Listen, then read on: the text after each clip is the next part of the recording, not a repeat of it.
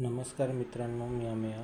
तर या रीलमधला माझा प्रश्न हा BBC इंडिया या प्रख्यात वृत्तसंस्थेशी संबंधित आहे, जी की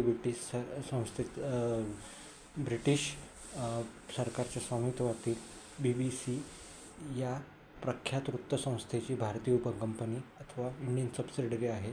तर माझा प्रश्न असा आहे की अलीकडेच सेबी ने BBC इंडिया या प्रख्यात भारतीय वृत्तसंस्थेवर किती कोटी रुपयाचा दंड ठोठावलेला आहे. तर माझे ऑप्शन्स किंवा पर्याय पुढीलप्रमाणे 3.44 कोटी अथवा 3.44 करोड,